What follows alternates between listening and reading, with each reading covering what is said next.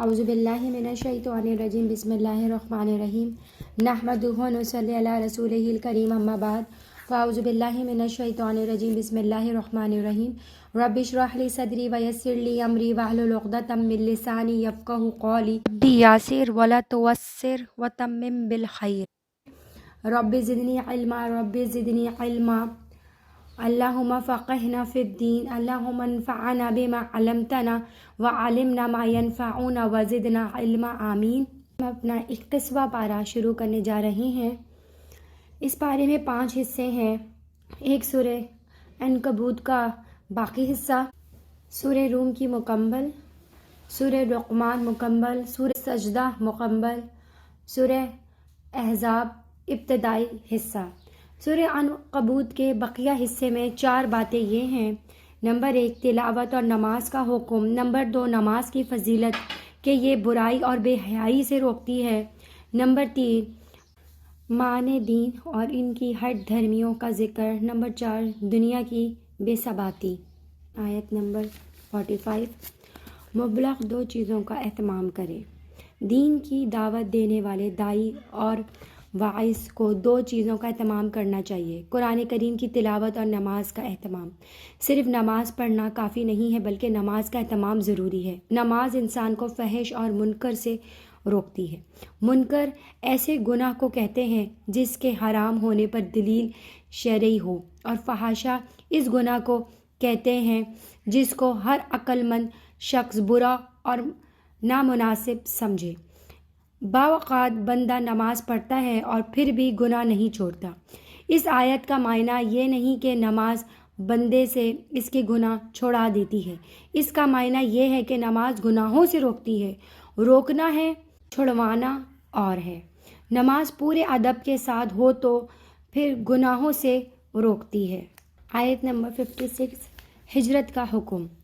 صحابہ کرام رضی اللہ تعالیٰ عنہم پر مکہ مکرمہ میں رہتے ہوئے دین پر چلنے دشوار تھا، تو پہلے انہیں صبر و استقامت کی تعلیم دی گئی۔ یہاں فرمایا کہ اگر ایک جگہ رہتے ہوئے دین پر عمل اور اللہ تعالیٰ کی عبادت مشکل ہو تو ہجرت کر کے کسی ایسے علاقے کی طرف چلے جائیں جہاں دین پر چلنا آسان ہو۔ اللہ تعالیٰ کی زمین بہت وسیع ہے۔ ہجرت کرنے پر شبہ کا ازالہ۔ آیت نمبر 60 اس آیت میں ایک شبہ کا ازالہ بھی کر دیا کہ ہجرت کے وقت کسی کے ذہن میں آ سکتا ہے کہ یہاں تو روزگار کی ترتیب بنی ہوئی ہے، جب دوسرے علاقے میں ہجرت کر کے جائیں گے وہاں روزگار کی ترتیب کیسے بنے گی؟ اللہ تعالیٰ فرماتا ہے کہ بہت سے جانور ہیں، کوئی بھی اپنا رزق ساتھ اٹھا کر نہیں چل سکتا بلکہ اللہ تعالیٰ انہیں رزق دیتا ہے۔ تو کیا وہ لوگ جو اللہ تعالیٰ کی اطاعت اور مرضی کے لیے اپنا وطن چھوڑیں گے، اللہ رزق نہیں دے گا؟ آیت نمبر 65 مشرکین کی مصیبت کے وقت پکار۔ اس آیت میں مشرکین جب کشتی میں سوار ہوتے اور پھنس جاتے تو اس وقت اللہ تعالیٰ کو پکارتے اور اخلاص کے ساتھ پکارتے۔ مشرک بھی سمجھتے تھے کہ اس مشکل سے اللہ تعالیٰ کے علاوہ کوئی بھی انہیں نکال نہیں سکتا۔ چونکہ یہ دعا اخلاص سے ہوتی تھی اس لیے اللہ تعالیٰ کو نجات عطا فرما دیتے تھے۔ اس کا مطلب یہ نہیں کہ وہ مومن ہو جاتے تھے، بلکہ اس گھڑی میں ان کا عقیدہ ہوتا تھا کہ اس مشکل سے خدا کے علاوہ ہمیں کوئی نہیں نکال سکتا، اللہ تعالیٰ بچا لیتے ہیں۔ یہ پھر شرک شروع کر دیتے ہیں۔ ان کی اس بری عادت اور اس احسان فراموشی کو یہاں ذکر کر کر ان پر رد کیا گیا ہے۔ مشکلات سے ہارنا نہیں چاہیے۔ جو شخص ہمارے دین کے راستے میں مشقت برداشت کرے اور محنت کرے، ہم اس کے لیے اپنا راستے کھول دیتے ہیں۔ یہ آیت دین پر چلنے والوں کے لیے بڑی خوشخبری ہے کہ جب انسان ہمت نہ ہارے بلکہ مسلسل کوشش و محنت میں لگا رہے تو اللہ تعالیٰ اس کی مشکلات دور فرما کر راستہ کھول دیتے ہیں اور منزل مقصد تک پہنچا دیتے ہیں۔ سبل سبیل کی جمع ہے۔ اللہ تعالیٰ تک پہنچانے کا ایک راستہ نہیں ہے بلکہ اللہ تعالیٰ تک پہنچنے کے کئی راستے ہیں۔ تو دین کو ایک خاص محنت میں محدود کرنا بہت بڑا ظلم ہوگا۔ اس لیے میں یہ بات اکثر سمجھایا کرتی ہوں کہ مجموعہ نبوت نے 3 کام کیے ہیں: اشاعت دین، دفاع دین اور نفاذ دین۔ اور اس کام کے لیے 4 طریقے اختیار فرمائے ہیں: تقریر، تحریر، مناظرہ اور جہاد۔ بسم اللہ الرحمن الرحیم۔ سورہ روم مکہ میں نازل ہوئی اور اس کی 60 آیتیں اور 6 رکوع ہیں۔ اس سورت کے آغاز میں ایرانیوں کے مقابلوں میں رومیوں کی فتح کی پیشن گوئی کی گئی جو 7 سال بعد پوری ہوئی۔ اس مناسبت سے اس کا نام سورہ روم ہے۔ سورہ روم مکی ہے۔ دیگر مکی سورتوں کی طرح اس میں بھی دین اسلام کے بنیادی عقائد، توحید، رسالت اور قیامت کو دلائل سے ثابت کیا گیا ہے۔ شروع سورت میں ایک عظیم پیشن گوئی کی گئی ہے جس میں 2 خوشخبریوں کا ذکر تھا۔ ایک یہ کہ کچھ سالوں بعد اہل روم جو اہل کتاب عیسائی تھے کو ایرانیوں جو آتش پرست تھے پر فتح نصیب ہوئی۔ اسی دن مسلمان اہل قرآن کو مشرکین پر فتح کی صورت میں خوش نصیبی ہوگی، اور یہ بدر کی صورت میں ظاہر ہوئی۔ اہل روم کے لیے فتح کی پیشن گوئی۔ آیت نمبر 1، آیت نمبر 2 اور آیت نمبر 3۔ ان آیتوں کا شان نزول یہ ہے کہ دنیا میں 2 سپر پاور آمنے سامنے تھیں، ایک روم، دوسری ایران۔ روم کے ہر بادشاہ کو قیصر کہا جاتا ہے، ایران کے ہر بادشاہ کو قیصری کہا جاتا ہے۔ رومی اہل کتاب عیسائی تھے اور ایرانی آتش پرست مجوس تھے۔ ایران مسلسل روم کو شکست دیتا ہوا آگے بڑھ رہا تھا۔ ادھر مکہ میں بت پرست مشرکین کی ہمدردیاں ایرانیوں کے ساتھ تھیں۔ جب وہ کسی شہر کو فتح کرتے تو مکے کے مشرکین مسلمانوں کو چڑھاتے کہ دیکھو ہمارے ایرانی بھائی مسلسل اہل روم کے مقابلے میں فتح حاصل کر رہے ہیں۔ اس وقت یہ سورت نازل ہوئی جس میں 2 پیشن گوئیاں کی گئیں۔ پہلی یہ کہ چند سالوں میں اہل روم اہل ایران پر غالب آ جائیں گے، اور دوسری یہ کہ اللہ تعالیٰ مسلمانوں کی مدد فرمائیں گے اور مسلمان بھی اس سے خوش ہو جائیں گے۔ اس پیشن گوئی کے پورے ہونے کا اس وقت بظاہر کوئی امکان نظر نہیں آ رہا تھا۔ اسی وجہ سے مشرکین سردار ابی بن کلب نے اللہ تعالیٰ عنہ سے 100 اونٹوں کی شرط لگائی تھی کہ اگر آئندہ 9 سالوں میں اہل روم غالب آ گئے تو میں 100 اونٹ دوں گا، ورنہ ابو بکر صدیق رضی اللہ تعالیٰ عنہ دیں گے۔ حضرت ابو بکر صدیق رضی اللہ تعالیٰ عنہ نے اس شرط کو قبول فرمایا۔ اس وقت تک اس طرح 2 طرفہ شرط کی حرمت نہیں آئی تھی۔ اس سورت کے نزول کے 7 سال بعد اللہ تعالیٰ نے اس پیشن گوئی کو پورا فرمایا۔ قیصر روم ہر کل قیصر ایران نے پلٹ کر حملہ کیا جس میں کثیر کو فتح ہوئی۔ یہ وہی سال ہے جس میں غزوہ بدر ہوا تھا۔ یوں دونوں پیشن گوئیاں پوری ہوئیں۔ ابی بن کلب مر چکا تھا۔ اس کے بیٹوں نے شرط کے مطابق حضرت ابو بکر صدیق رضی اللہ تعالیٰ عنہ کو 100 اونٹ دیے۔ اس وقت 2 طرفہ شرط کی حرمت آ چکی تھی، اس لیے نبی کریم صلی اللہ علیہ وآلہ وسلم نے حضرت صدیق رضی اللہ تعالیٰ عنہ سے فرمایا کہ ان اونٹوں کو صدقہ کر دے۔ 5 وقتوں نمازوں کا ثبوت۔ آیت نمبر 17 اور آیت نمبر 18۔ اس آیت سے 5 نمازوں کا اشارہ نکلتا ہے۔ حینا تمسونا میں مغرب اور عشاء دونوں شامل ہیں۔ حینا تصبحونا میں فجر کی نماز، عشاءً عصر کی نماز، حینا تظہرونا میں ظہر کی نماز۔ قدرت باری تعالیٰ کی نشانیاں۔ آیت نمبر 21۔ اس رکوع میں اللہ تعالیٰ نے اپنی قدرت کی بڑی بڑی نشانیاں بیان فرمائی ہیں۔ انسان کو مٹی سے پیدا فرمایا، مرد کی راحت کے لیے بیوی پیدا فرمائی، آسمانوں اور زمینوں کی پیدائش، زبانوں اور رنگوں کا مختلف ہونا، رات اور دن کا ایک ایک حصہ نیند کے لیے، بجلی کی چمک سے ڈر اور امید دونوں ہوتی ہے۔ آسمان و زمین میں اللہ تعالیٰ کے حکم سے قائم ہیں۔ آخر میں بعد الموت کو بیان فرما کے ابتدا میں بھی اللہ تعالیٰ نے پیدا کیا، مرنے کے بعد دوبارہ بھی اللہ تعالیٰ ہی پیدا کریں گے۔ انسانی اعمال کا اثر۔ آیت نمبر 41۔ انسانوں نے جو اعمال کیے اور جو اپنے ہاتھوں کمائے، اس کی وجہ سے خشکی اور تری میں فساد پھیلتا ہے۔ اس آیت سے بظاہر یہ معلوم ہوتا ہے کہ دنیا میں جو بھی تکلیفیں، مصیبتیں یا طوفان آتا ہے، اس کی وجہ انسانی اعمال ہیں۔ ذہن میں اشکال یہ پیدا ہوتا ہے کہ انبیاء اکرام علیہ السلام اور اولیاء پر جو تکلیفیں آتی ہیں، کیا ان کا سبب بھی ان کے اعمال ہیں؟ اس کا جواب یہ ہے کہ یہ ضروری نہیں کہ مصیبت ہر حال میں انسانی اعمال کی وجہ سے آئے۔ مصیبت کے آنے کا سبب کچھ اور بھی ہو سکتا ہے۔ مصیبت یا تکلیف انسانی اعمال کے بجائے کسی اور سبب سے بھی آ سکتی ہے، اور آیت اس کی نفی بھی نہیں کر رہی۔ بغیر گناہ کے کسی کو کوئی تکلیف یا مصیبت پیش آ جائے، جیسے انبیاء اور اولیاء کو جو مصیبتیں اور تکلیفیں پیش آتی ہیں، یہ ان کی آزمائشیں ہوتی ہیں، اور اسی آزمائشوں کے ذریعے ان کے درجات کو بلند کیا جاتا ہے۔ بسم اللہ الرحمن الرحیم۔ سورہ لقمان مکہ میں نازل ہوئی۔ اس کی 34 آیتیں ہیں اور 4 رکوع ہیں۔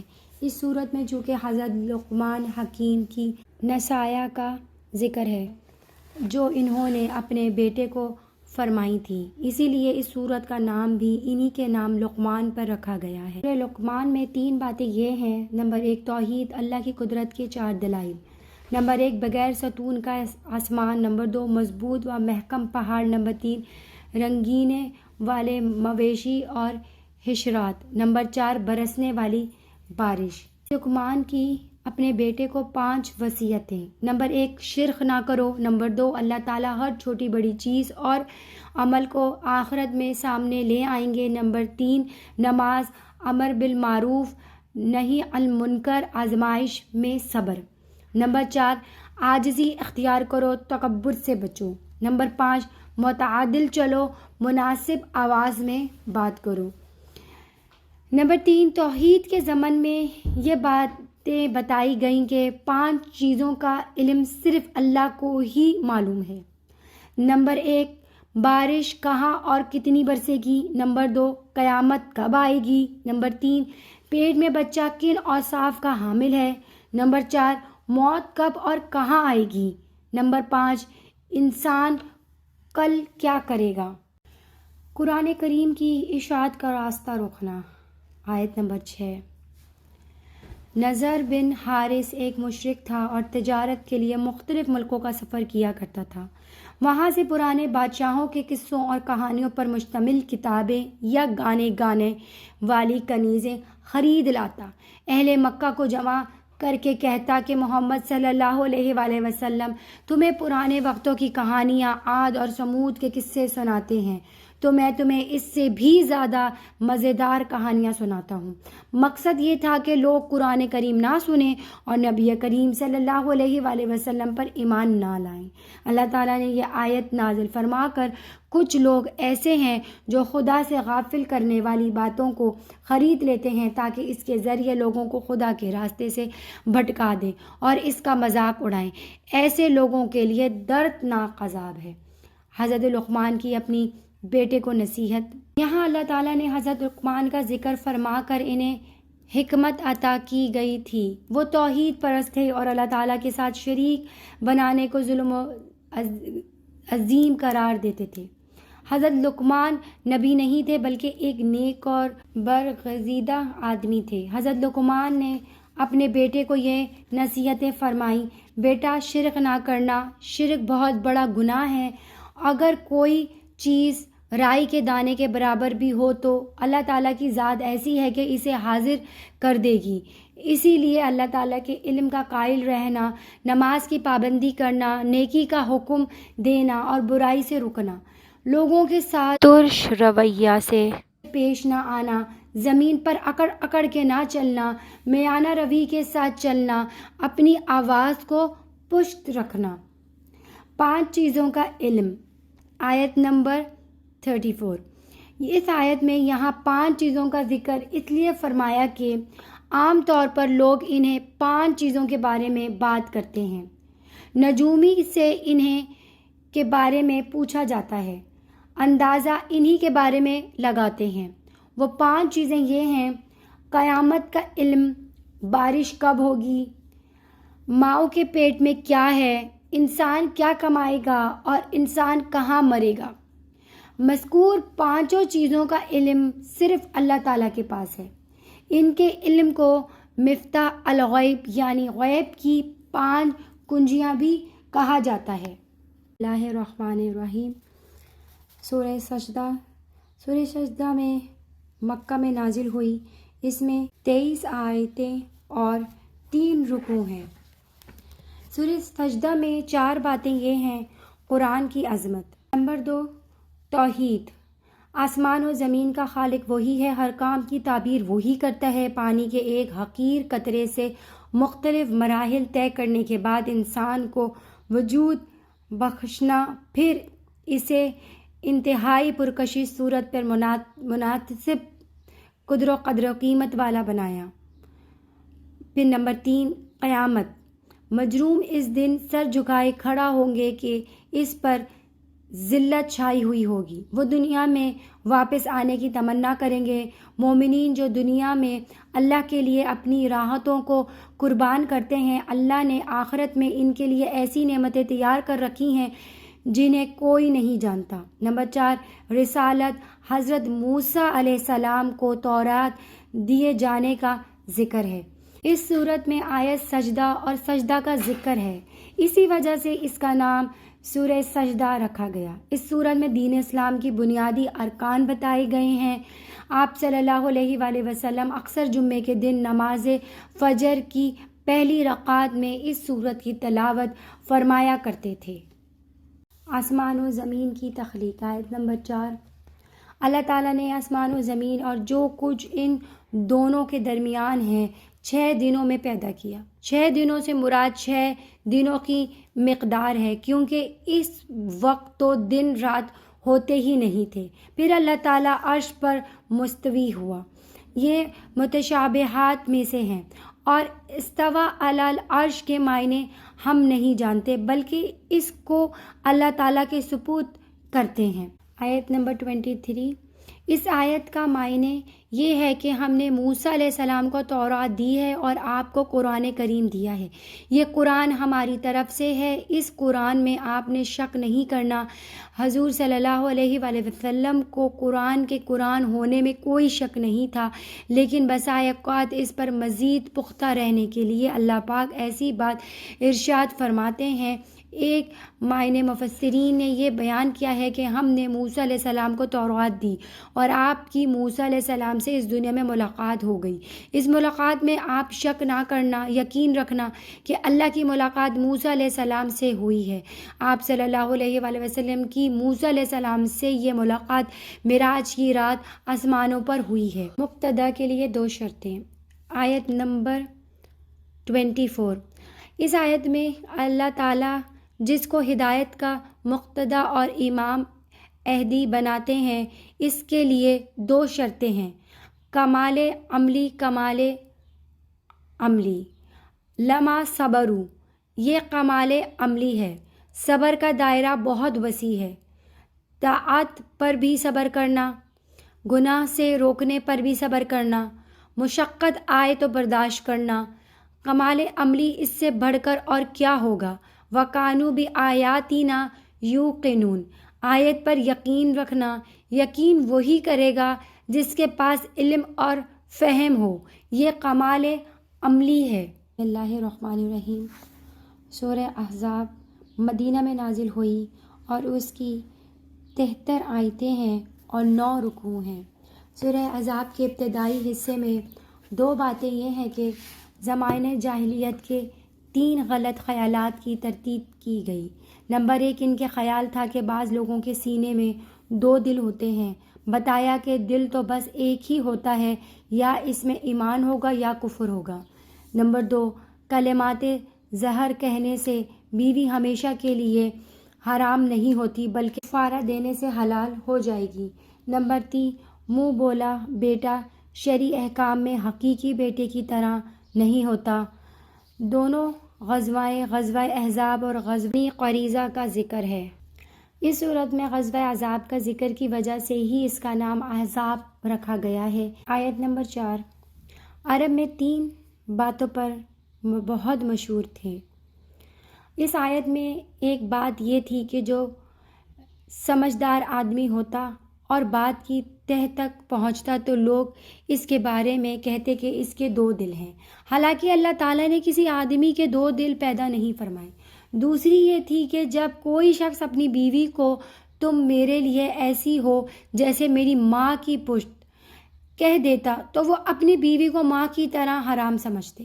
تیسری یہ تھی کہ جب کوئی شخص کسی کو اپنا منہ بولا بیٹا بنا لیتا تو وہ اسے ایسے سمجھتے تھے جیسے حقیقی بیٹا ہو، میراث میں شریک کرتے، اس کی بیوی سے اس کی طلاق یافتہ کے بعد نکاح کو حرام سمجھتے تھے۔ اللہ تعالیٰ نے یہاں ان تینوں کی تردید فرمائی ہے۔ حضرت پاک صلی اللہ علیہ وآلہ وسلم جان سے عزیز، نبی کریم صلی اللہ علیہ وآلہ وسلم تمام مومنوں کو ان کی اپنی جانوں سے زیادہ عزیز و محبوب ہیں اور ازواج مطہرات مومنوں کی مائیں ہیں۔ اس کے باوجود بھی مسلمانوں کی وراثت کا مال نبی کریم صلی اللہ علیہ وآلہ وسلم اور آپ کی ازواج مطہرات میں تقسیم نہیں ہوتا، بلکہ مومنین کے اپنے قریبی رشتہ داروں میں تقسیم ہوتا ہے۔ تو پھر منہ بھولے بیٹے کو کیسے وراثت مل سکتی ہے؟ غزوہ احد کا واقعہ، آیت نمبر 9 یہاں سے لے کر آیت نمبر 27 تک غزوہ احزاب کے مختلف پہلوں سے تذکرہ چل رہا ہے۔ مشرکین مکہ نے احد و بدر میں ناکامی کے بعد عرب کے مختلف قبائل کو مسلمانوں کے خلاف جمع کر کے 12 سے 15 ہزار کا لشکر تیار کیا اور مدینہ منورہ پر حملے کی نیت سے نکلے۔ ادھر نبی کریم صلی اللہ علیہ وآلہ وسلم کو اطلاع مل گئی۔ آپ نے صحابہ کرام سے مشورہ کیا۔ حضرت سلمان فارسی رضی اللہ تعالیٰ عنہ کی رائے کے مطابق مدینہ منورہ کے باہر خندق کھود دی گئی۔ مشرکین نے تقریباً 1 ماہ تک محاصرہ کیا۔ بالآخر خدائی مدد سے تیز آندھی چلی سے مشرکین بھاگ گئے۔ مدینہ سے یہود بنی قریظہ نے عہد شکنی کی تو غزوہ خندق سے فارغ ہونے کے بعد مسلمانوں نے ان کا محاصرہ کیا۔ پھر حضرت سعد رضی اللہ تعالیٰ عنہ کے فیصلے کے مطابق ان کے مردوں کو قتل کیا گیا اور ان کے نابالغ بچوں اور عورتوں کو غلام اور لونڈیاں بنایا گیا۔ درمیان میں اللہ تعالیٰ نے منافقین کا بھی ذکر فرمایا ہے، جنہوں نے ہیلے بہانے کر کے غزوہ میں شریک ہونے سے عذر پیش کیا تھا۔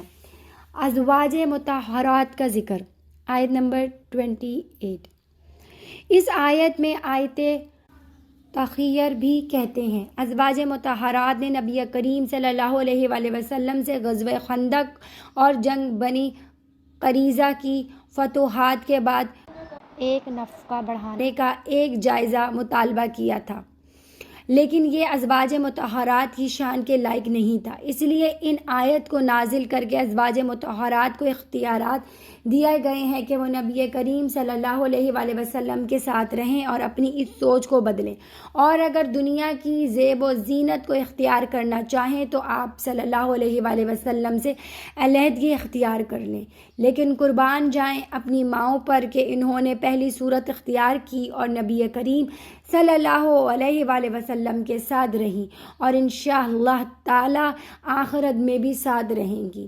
اللہ تعالی ہمیں نبی کریم صلی اللہ علیہ وآلہ وسلم اور اپنی روحانی ماؤں کی قدر اور ان کے ناموس کی خدمت کرنے کی توفیق عطا فرمائے، آمین ثم آمین، وآخر الدعوانا ان الحمد للہ رب العالمین۔